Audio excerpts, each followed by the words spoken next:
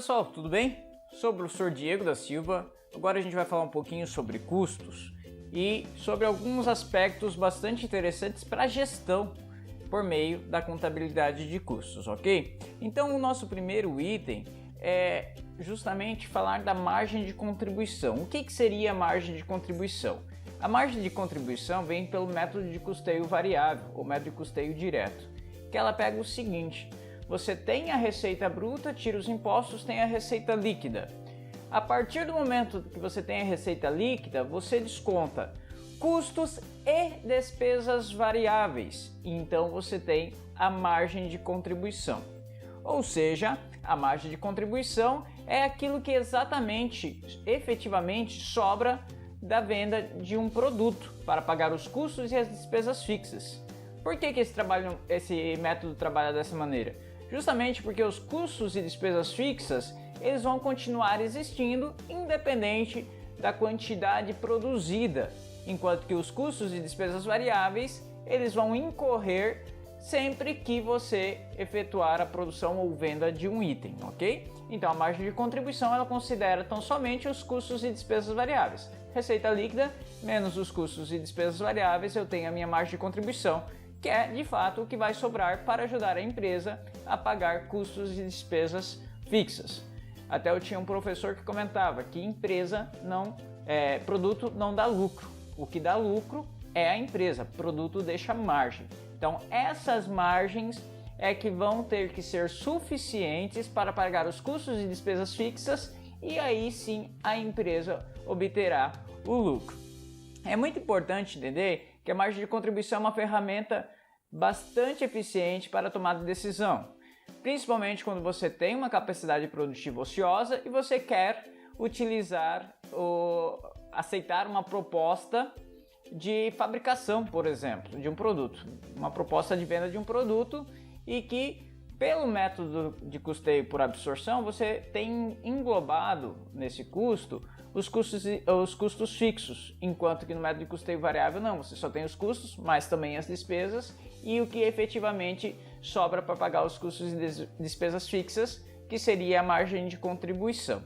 Então, quando eu tenho uma margem de contribuição positiva, eu tenho uma maior tendência, olhando só financeiramente, obviamente, a aceitar essa proposta. Afinal, vai auxiliar com a venda desse produto o pagamento dos meus custos e despesas fixas, ok? Então, a curto prazo é bastante interessante analisar o produto, a rentabilidade do produto, a lucratividade do produto por meio da margem de contribuição, ok? A margem de contribuição nos auxilia no encontro do ponto de equilíbrio. O que seria o ponto de equilíbrio? O ponto de equilíbrio é aquilo que a minha empresa precisa vender para obter um lucro igual a zero, ok? O que seria o lucro igual a zero? Seria, no caso, a quantidade de itens que eu preciso vender ou então o faturamento que eu preciso obter durante determinado período e com isso eu conseguir pagar os custos e despesas variáveis e também os meus custos e despesas fixas. Só que nesse momento a gente tem ali incluso também alguns elementos não desembolsáveis, como por exemplo a depreciação, ok? E daí, como a depreciação não afeta o caixa, existe também o ponto de equilíbrio financeiro que ele desconsidera a depreciação e coloca junto à amortização, ok? Existe também o ponto de equilíbrio econômico. Por que isso? Porque nenhuma empresa nasce para obter lucro igual a zero. A empresa ela nasce para obter um lucro. Então, quando a gente vai determinar a meta de uma empresa, a gente precisa identificar qual que é o lucro desejado pelo acionista, qual que é o lucro que o empresário deseja ter. Então, nós adicionamos também nessa conta o lucro desejado. Então, eu vou ter na fórmula do ponto de equilíbrio, é sempre assim: custos e despesas fixas dividido pela minha margem de contribuição, ok? Margem de contribuição unitária. Isso é no meu ponto de equilíbrio contábil. No meu ponto de equilíbrio econômico vai ser custos e despesas fixas mais o meu lucro desejado, dividido então pela minha margem de contribuição unitária. E por fim, o meu ponto de equilíbrio financeiro, nesse caso a gente está trabalhando dessa maneira, ele vai ser o custo de despesas fixas menos a depreciação mais a amortização, dividido pela margem de contribuição unitária, ok? Quando a gente faz pela margem de contribuição unitária, o que acontece? A gente tem o resultado em unidades, em qual a quantidade que eu devo vender.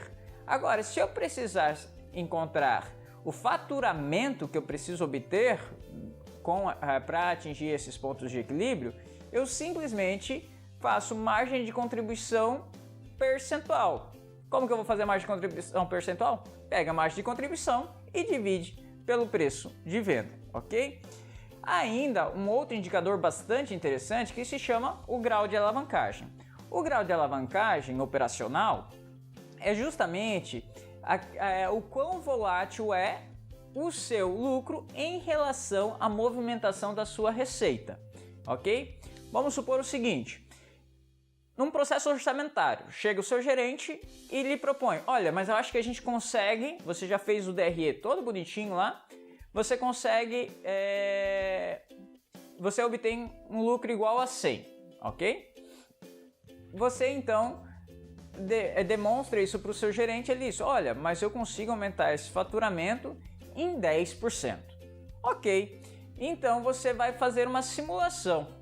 Com essa simulação, você verifica que o aumento de 10% na receita fará com que o seu lucro aumente 20%. Ou seja, ele sairá de um lucro de 100 para 20. Então, o grau de alavancagem dessa empresa, o grau de alavancagem operacional dessa empresa, será igual a 2, porque a variação percentual do lucro foi de 20%, enquanto que a variação percentual da receita foi de 10%. 20 dividido por 10 igual a 2. Então, vai ser sempre o dobro a variação, o grau de alavancagem é 2 no caso, então a variação será sempre o dobro, a variação do lucro será sempre o dobro da variação da receita, tanto para mais quanto para menos.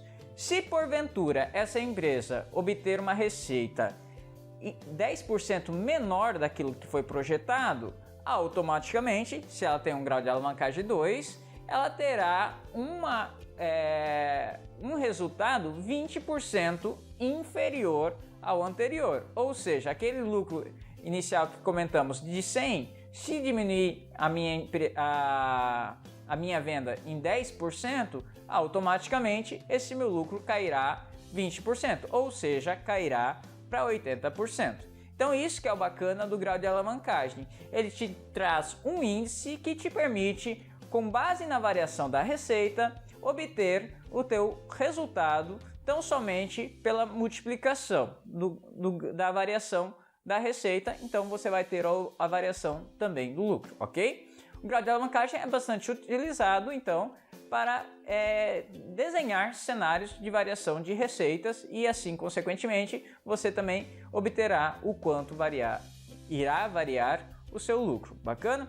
Então agora a gente vai demonstrar aqui no computador algumas simulações, tanto de como obter a margem de contribuição, os pontos de equilíbrios contábeis, econômicos e financeiro, e também como a gente calcula o grau de alavancagem. Vamos acompanhar? Vamos lá, pessoal. Agora na parte prática, tá? Vamos ver aqui dois exercícios. Um a gente vai falar sobre ponto de equilíbrio e outro a gente vai falar sobre grau de alavancagem. Ponto de equilíbrio, ele é necessário a gente identificar a margem de contribuição. Lembrando que a margem de contribuição é sempre o preço de venda menos os custos de despesas variáveis, ou a receita líquida menos os custos de despesas variáveis. Observem esse exercício. Essa empresa ela tem um faturamento de 1 milhão, o custo de despesa variável é de 500 mil, o custo de despesa fixa é de 700 mil, o patrimônio líquido dela é de 200 mil e o lucro desejado sobre o PL é de 10%. Aqui a gente também tem os dados de maneira unitária. O preço de venda unitário é R$100, o custo de despesa variável é R$20, o custo de despesas fixas são R$700 mil por período, o PL é de R$200 mil e o lucro desejado sobre o PL é de 10%. Então, para achar, primeiramente, a gente vai trabalhar com um ponto de equilíbrio contábil, ok? Que é o lucro igual a zero. Vamos lá. Primeiro passo, margem de contribuição. Margem de contribuição seria o preço de venda menos meu custo e despesa variável, ok? o custo e despesas fixas, que são 700 mil, eu preciso dividir pela margem de contribuição. Então, custo e despesas fixas, 700 mil dividido por 80, que é justamente a margem de contribuição, 100 menos 20, ok? Eu tenho 8.750 unidades para atingir o meu ponto de equilíbrio. Quero saber em reais?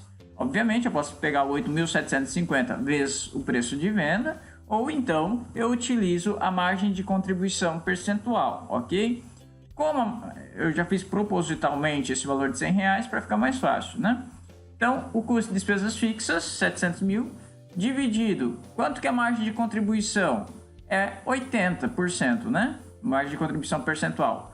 100 menos 20 dá 80, 80 de 100 é 80%. Então, aqui está. 700 mil dividido por 0,8, que seria igual a 80%, 875 mil reais. Esse é o ponto de equilíbrio contábil. Agora a gente vai fazer o ponto de equilíbrio econômico, ok? Daí eu utilizo meu custo de despesas fixas, ok? Dividido, custo de despesas fixas, mais meu PL vezes meu lucro desejado, porque eu quero 10% do meu PL, ok? Então, poderia fazer aqui os 700 mais 20 mil, que é 10% de 200 mil. Nesse caso, eu já coloquei a multiplicação na fórmula, né? 700 mil mais 200 vezes 10%, que dá aqui 720 mil. Perfeito? Eu vou fechar os parênteses aqui, porque isso é o nosso numerador. E agora coloco o meu denominador, que é justamente a minha margem de contribuição. Como a gente já viu, 100 menos 20 é igual a 80. Então, 80 é a minha margem de contribuição. 9 mil unidades, ok? Em reais, a gente vai fazer a mesma coisa que nós fizemos anteriormente. Eu vou abrir o parênteses aqui. 700 mais 200 mil vezes 10%, que dá 720. Esse é o meu numerador. A gente já viu que a minha margem de contribuição percentual é 80%. Então, dividido por 0,8, 900 mil reais é o ponto de equilíbrio econômico. Bacana? Grau de alavancagem, vamos lá. Eu tenho uma situação que eu começo com os mesmos dados anteriores, né? Só que daí a gente verifica que o faturamento é 1 milhão, custo de despesa variável é 500 mil, minha margem de contribuição 500 mil, um menos outro 500 mil. Custo de despesas fixas é 700 mil, então eu tenho um prejuízo de 200 mil reais. Para identificar o grau de alavancagem eu tenho que fazer uma simulação. Normalmente a gente acaba fazendo por 10%. Então se eu aumentar o meu faturamento em 10%, eu tenho 1 milhão e 100 de faturamento. Meus custos e despesas variáveis automaticamente vão crescer na mesma proporção. 500 mais 10%, 550 reais. 550 mil reais, ok? 1.100 menos 550 mil reais equivale ao quê? A 550 mil reais de margem de contribuição. O custo de despesa fixa, ele permanece constante, ok? Porque ele não tem relação com a atividade da empresa. Aumentou a atividade da empresa, mas o custo de despesas fixas, como o nome sugere, ele vai se manter estável. 550 menos 700, meu prejuízo diminuiu de 200 para 150, ou seja, melhorou em 50 mil reais o meu resultado, ok?